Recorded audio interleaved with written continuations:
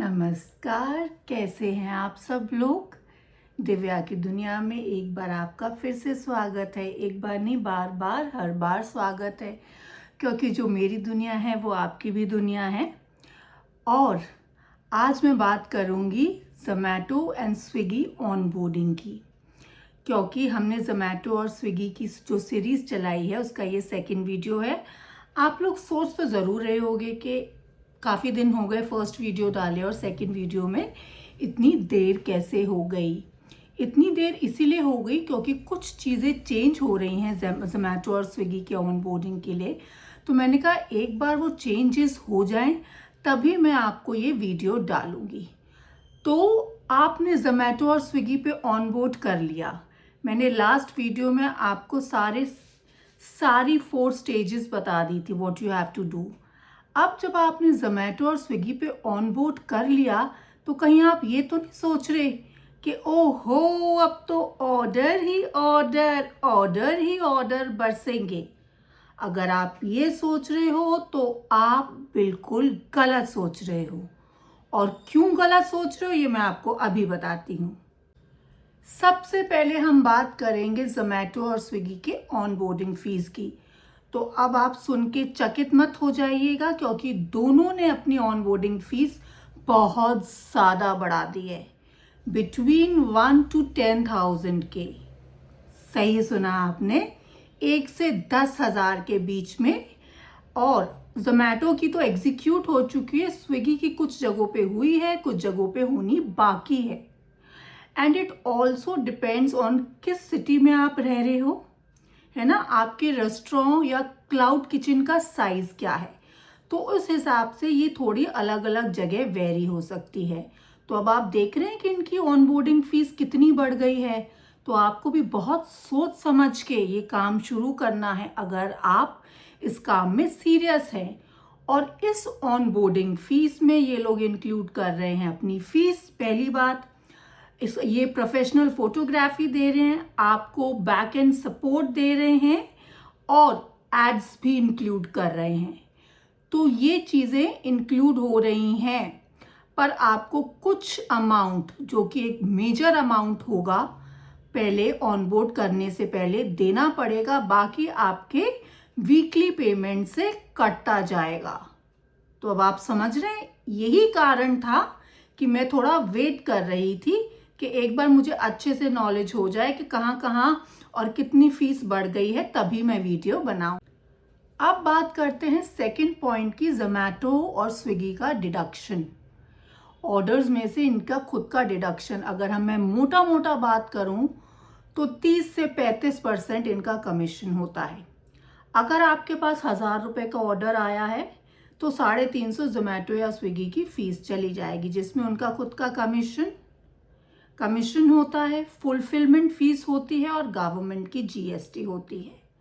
तो अब आप समझ रहे हैं कि जब आप मेन्यू बनाएंगे और उसके प्राइजेस डिसाइड करेंगे तब आपको एवरीथिंग इंक्लूड करनी है, कॉस्ट प्राइस, ज़ोमैटो और स्विगी के प्राइजेस, और तब आपको अपना सेलिंग प्राइस निकालना है।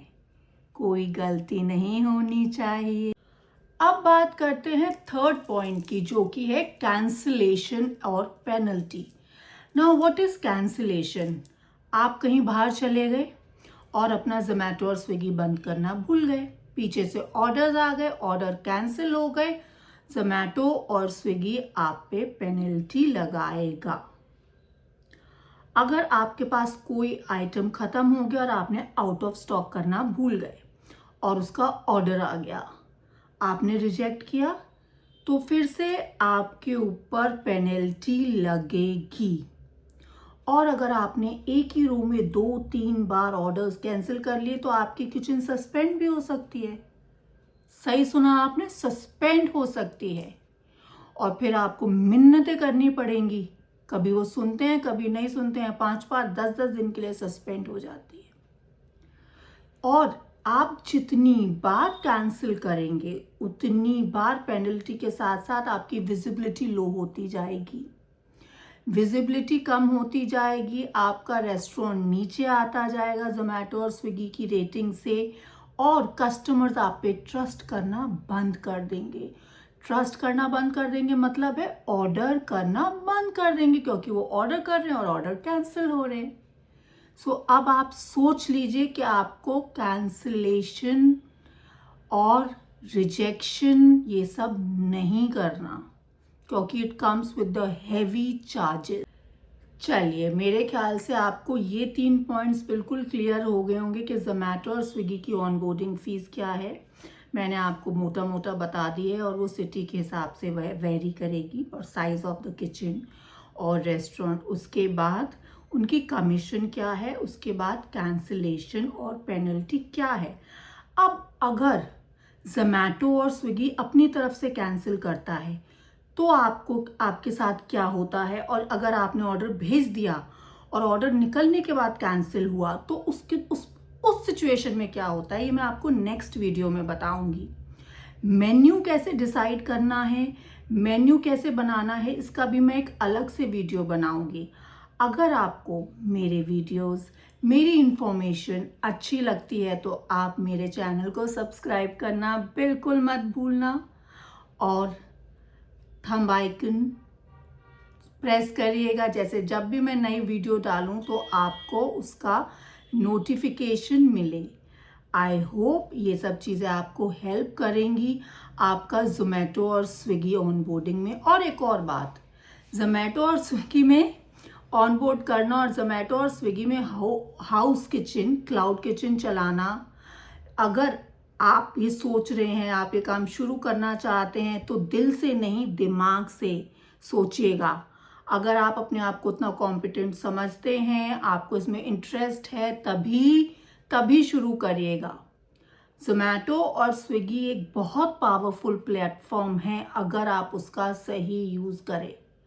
अगर आपने कहा और ये सोचा अरे उसने शुरू किया है मैं भी शुरू कर लेती हूँ या कर लेता हूँ, तो नहीं, ऐसा नहीं होगा और आपको औंधे मुंह की गिरनी पड़ेगी, क्योंकि आपका इकोनॉमिकली, फाइनेंशियली, मेंटली, फिजिकली हर तरफ से नुकसान होगा।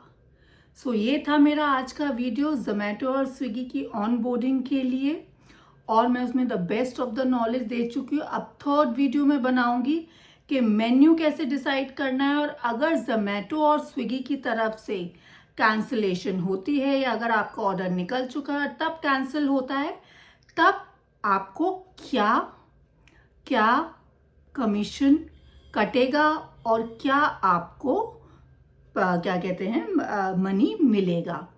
और वीकली पेमेंट आती है जोमेटो और स्विगी की, मतलब मेरे यहाँ तो हर वेडनेसडे आती है, हो सकता है डिफरेंट सिटीज़ में डिफरेंट आती हो, तो आपको हमेशा वीकली पेमेंट ही मिलेगी।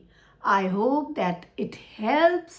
मिलती हूँ आपसे नेक्स्ट वीडियो में। अगर आपके पास कोई भी क्वेरी हो, कोई भी बात आप पूछना चाहते हो, तो प्लीज़ कमेंट सेक्शन में लिखिएगा, मैं आपकी हर क्वेरी का जवाब दूंगी via videos, okay, and via comment also. मिलती हूँ आपसे नेक्स्ट वीडियो में। Till then bye.